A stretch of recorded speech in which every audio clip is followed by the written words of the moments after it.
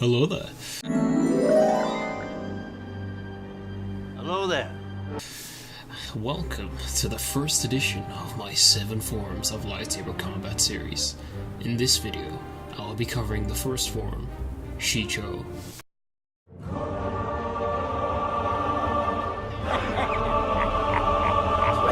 Done with all of your hatred, and your journey towards the dark side will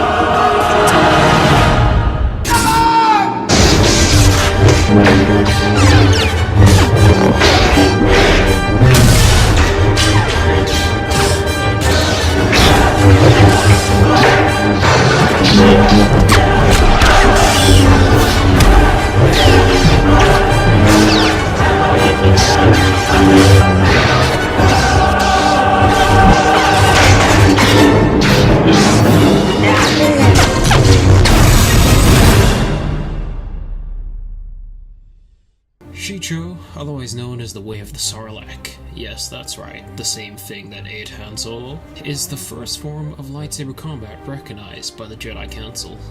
And by the first form, I really do mean the first form. It is the oldest of the 7 forms, originating far before even the Old Republic. Back when the Jedi Order was still using primitive metal swords, and lightsabers were just fresh out of development. Obviously, unless you're Rey, with the powers of Deus Ex Machina bullshit.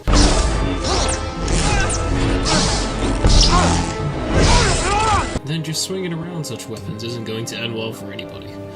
So, in order to prevent the Jedi from accidentally hurting themselves or other people around them while wielding a lightsaber, Shii was developed. It established basic motions and target zones utilized with a lightsaber. On a side note, since Shii was developed so long ago, it actually came before both the Dark Jedi and the Sith.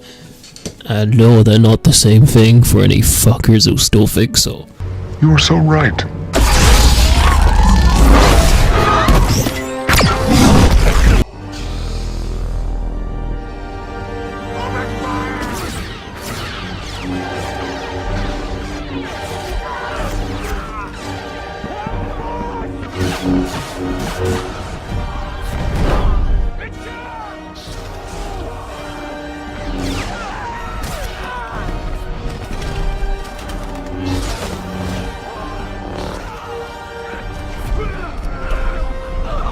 Therefore, lightsaber to lightsaber combat wasn't really a thing, as the Jedi were beings of peace and of spirituality. In fact, early lightsabers were mainly used for ritualistic purposes rather than actual combat. In that vein, the form's main combat philosophy was to disarm their opponents, rather than hurt them.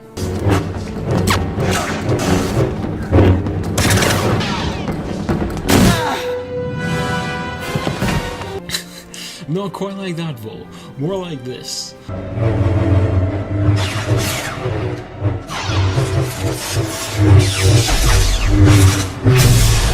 Therefore, it synced up with the Jedi's philosophies of wanting to avoid injuring their foes in conflict, if possible.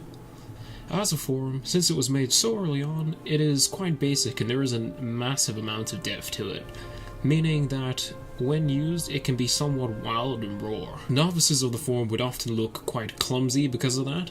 However, in the hands of masters of the form, it was quite fluid, and since it didn't have many constraints, it was highly randomized and very unpredictable. Although lacking in depth, which can be awful in one light, since you don't have many options, in another light, it can be quite good, as it makes it very hard for your opponent to read you.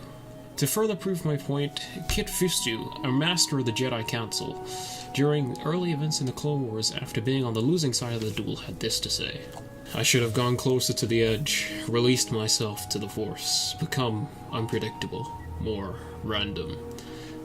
Obi-Wan replied, "That would have been dangerous. Not your body, perhaps, but your spirit." Kit Fisto then said to Obi-Wan, "It is the way of Form 1. Universally, it was considered a good fallback if no other form or combat style would do. Shii was an extension of traditional sword fighting styles. It retained the basics of attacks, parries, and body zones established by such ancient methods.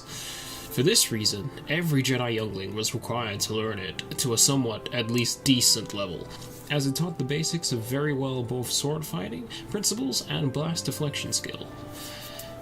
And then later on, you could use this as a foundation to learn other forms. Its simplistic nature also made it not too difficult for younglings to learn.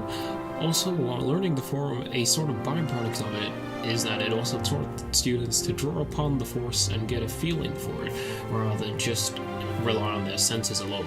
This reason is why blindfolded blaster deflection training was integrated so much whilst learning the form. Not only does it hone one's blaster deflection skill, but it also helps one get attuned with the Force rather than just relying on their instincts.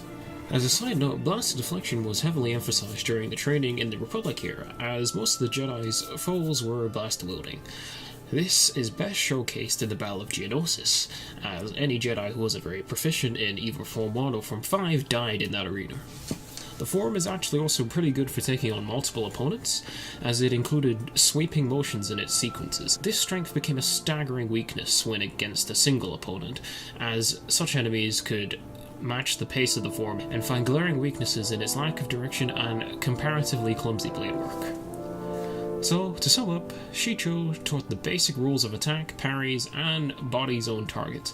The body target zones were numbered as follows: 1. Head, 2. Right arm and side, 3. Left arm and side, 4. Back, 5. Right leg, 6. Left leg. So, relatively simple. The main objective of Shii is to disarm your opponent rather than harm them. Even though the form is basic, in the hands of masters it can be quite potent. In canon, there isn't really any specialists, as specializing in such a basic form is quite risky, considering everybody else is specializing in the more modernized forms. However, multiple Jedi do integrate it into their own styles every so often, such as Obi-Wan and Kid Fisto in case the time calls upon it.